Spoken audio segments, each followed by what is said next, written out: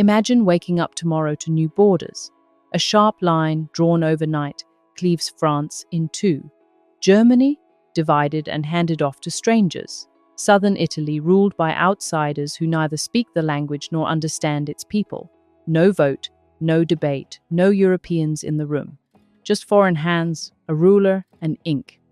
Now ask yourself, would you call that stability or a slow-burning catastrophe?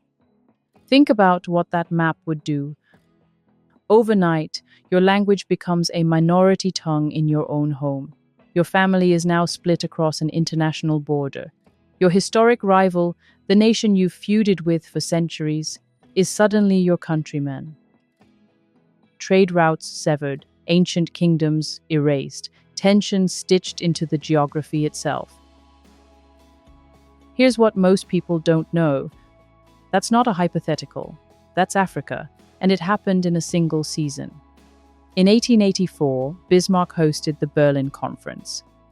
Over the course of a few months, they divided an entire continent, not along rivers, cultures, or kingdoms, but along lines of latitude and longitude, straight edges on a map.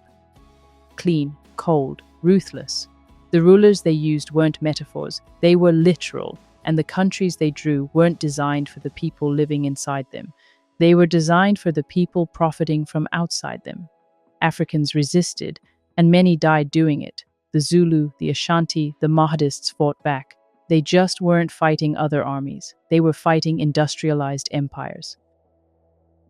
When conflict breaks out in Africa today, the conversation jumps straight to now, to politics, to leaders, to tribal tensions. But almost nobody asks, why does this border exist at all? Over 400 ethnic groups were split across colonial lines. Ancient kingdoms were cut in half or buried inside states they had no say in creating. In Europe, the nation came first. The borders followed. In colonized Africa, the borders came first. The nation was expected to follow, somehow, on its own. That's not a recipe for stability. That's a structural fault line, drawn in 1884, still cracking today. So the next time someone looks at Africa and says, why can't they just hold it together? Remind them.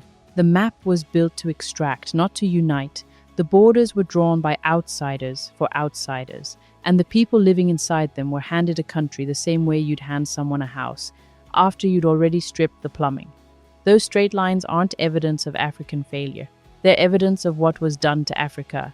History, frozen in ink. So who benefits from keeping it that way?